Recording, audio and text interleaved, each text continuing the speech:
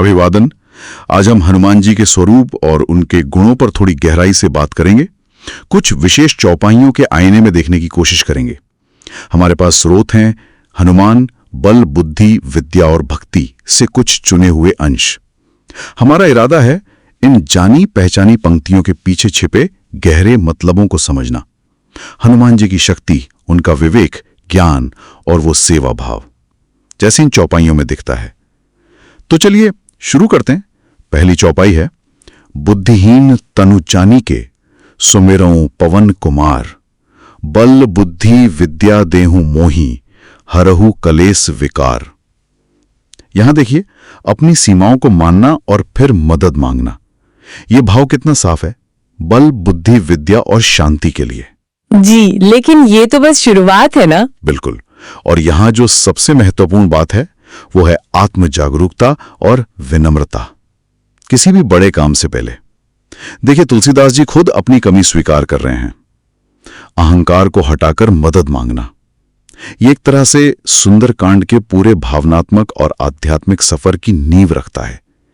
यह दिखाता है कि सच्ची शक्ति शायद अपनी कमियों को जानने से ही शुरू होती है। हाँ, सही कहा। और इसी नींव पर फिर निर्माण होता है उनकी उस अतुलनीय क्षमता का। अगली चौपाई है, राम दूत अतुलित बलधामा, अंजनी पुत्र पवन सुतनामा। यहां हनुमान जी की पहचान सीधे उनके मकसद से जुड़ रही है, रामदूत। उनके असीम बल का जिक्र तो है, पर क्या ये रामदूत होना उनकी शक्ति को कोई खास दिशा देता है? मतलब निश्चित रूप से देता है। यहां शक्ति सिर्फ शारीरिक बल का दिखावा नहीं है, ये एक निर्देशित शक्ति है, एक लक्ष्य से बंधी हुई राम का कार्य। अतुलित बल धामा होना जरूरी है, लेकिन उसका असली मतलब तब है जब वो रामदूत के कर्तव्य से जुड़ता है। अगर हम आज की लीडरशिप में भी देखें तो क्षमता तब तक प्रभावी नहीं होती जब तक उसका एक स्पष्ट ऊंचा उद्देश्य न हो। हनुमान जी की शक्ति राम के काम से परिभाषित होती है, उसे दिशा मिलती है। ये बहुत दिलचस्प है कि शक्ति उद्देश्य से जुड़ी है। अब आगे देखिए, महावीर विक्रम बजरंगी, कुमति निवार सुमति के संगी। यहां सिर्फ शारीरिक पराक्रम यानी बजरंगी की बात नहीं है, बल्कि मानसिक स्पष्टता पर भी जोर है। कुमति निवार सुमति के संगी।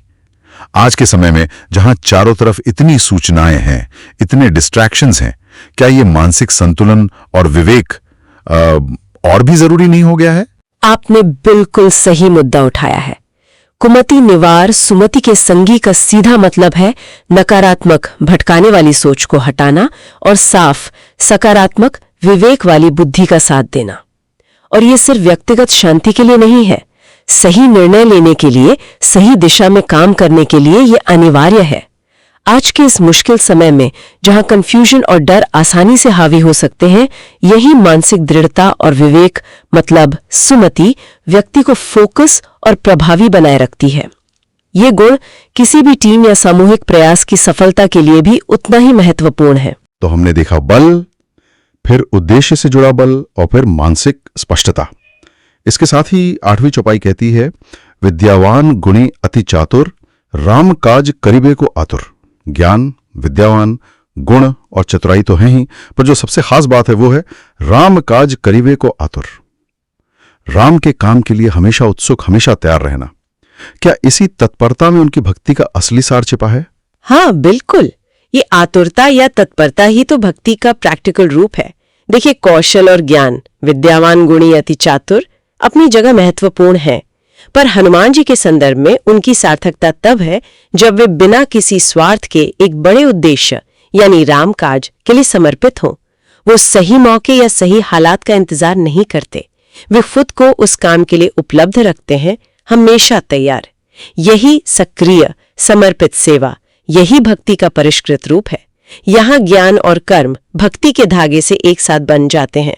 तो अगर हम संक्षेप में कहें, इन चौपाइयों से हनुमान जी का जो चित्र उभरता है वो सिर्फ असीम बल का नहीं है, बल्कि एक संतुलित शक्ति का है। शारीरिक भी, मानसिक भी और नैतिक भी।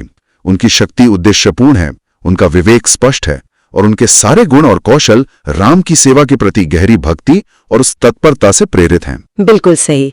हनुमान जी शक्ति, बुद्धि, विद्या और भक्ति का एक आदर्श संतुलन दिखाते हैं और यहीं से एक विचार करने लायक प्रश्न उठता है। अगर कोई व्यक्ति इनमें से किसी एक गुण को भी, चाहे वो विनम्र आत्म जागरूकता हो या उद्देश्य के साथ शक्ति का विकास हो या फिर मानसिक स्पष्टता बनाए रखना हो या किसी अच्छे काम के लिए वो निस्वार्थ तत्परता दिखाना हो, अगर इनमें से किसी एक को भी सचेत रूप से अपने जीवन में उतारने की कोशिश करे तो उसके अपने व्यक्तिगत और शायद व्यावसायिक जीवन पर भी कैसा और कितना गहरा असर पड़ सकता है, ये सोचने वाली बात है।